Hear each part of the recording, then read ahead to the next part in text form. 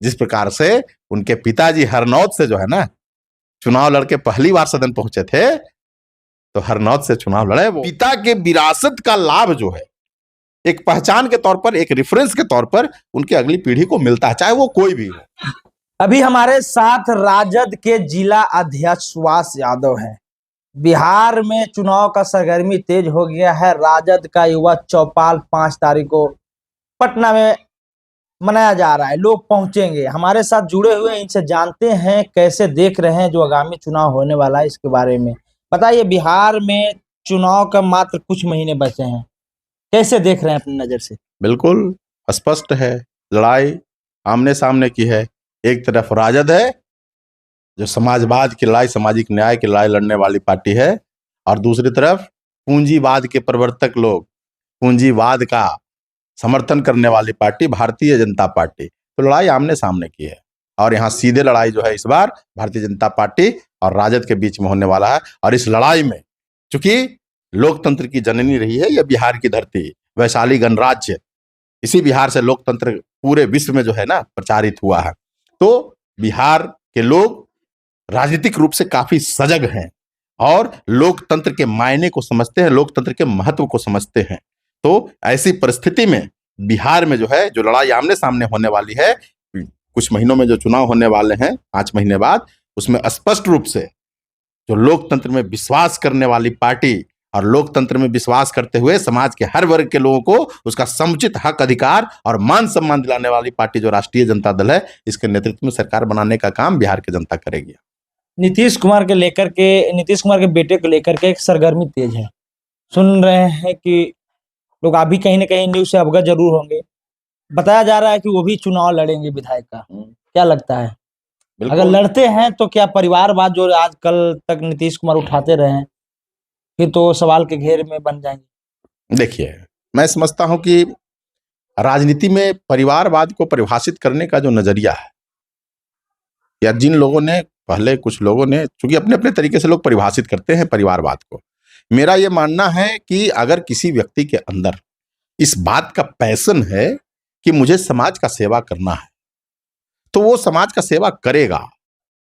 समाज का सेवा उसको करना भी चाहिए, राजनीति करना चाहिए, लोगों को चुनाव लड़ने चाहिए। अगर जिसके अंदर इच्छा आकांक्षा है कि सिस्टम में शामिल होकर के और समाज के लिए कुछ हम कर सकें, इस सोच के साथ अगर वो राजनीति करना चाहते हैं तो उनका स्वागत किया जाना चाहिए। बात परिवारवाद की है तो सामाजिक सबसे बड़ी संस्था समाज होती है, समाज, और सामाजिक संस्था में पिता का एक विरासत होता है। चाहे जिस क्षेत्र से आपके पिता जुड़े हुए हों, उनके चूंकि पहला पहचान जो होता है वो पिता से ही होता है, और पिता के रेफरेंस से ही उनकी जो संतान है, उनके जो औलाद है, उनके वो पहचाने जाते हैं। तो स्वाभाविक तौर पर पिता के विरासत का लाभ जो है एक पहचान के तौर पर, एक रेफरेंस के तौर पर उनकी अगली पीढ़ी को मिलता है, चाहे वो कोई भी हो। तो राजनीति के क्षेत्र में राजनीति से जुड़े हुए कोई अगर व्यक्ति, कोई नेता है, उनके बच्चे अगर राजनीति में आते हैं तो स्वाभाविक तौर पर एक रेफरेंस तो उनके पिता का उनके साथ रहेगा। लेकिन ये उनके कैपेसिटी पर निर्भर करता है, ये उनकी योग्यता पर निर्भर करता है, ये उनकी क्षमता पर निर्भर करता है कि राजनीति में वो कितने सफल हो सकेंगे, राजनीति में वो कितने सार्थक हो सकेंगे। ये उनकी अपनी कैपेबिलिटी होगी। ऐसा नहीं है कि सिर्फ और सिर्फ जो उनके पहले पिता या माता या परिवार के कोई और अन्य लोग जो राजनीति में रहे हों, सक्रिय स्थापित रहे हों, उनके नाम पर सिर्फ राजनीति कर लें, ऐसा संभव नहीं है। वो अपने कुवत पर, अपनी योग्यता पर, अपनी क्षमता पर वो निर्भर करता है। तो निशांत जी की अगर बात हो रही राजनीति में आने की, तो हम तो उनका स्वागत करेंगे। राजनीति करने के लिए युवाओं को आना चाहिए, बिल्कुल आना चाहिए, और उनके अंदर अगर योग्यता होगी, उनके अंदर वो क्षमता होगी, तो राजनीति में खुद को प्रमाणित कर सकेंगे। लेकिन राजनीति में अगर आने की बात हो रही है तो हम उनका स्वागत करते हैं, और हम तो कहेंगे कि राजनीति में अगर आते हैं तो इतिहास को दोहराएं।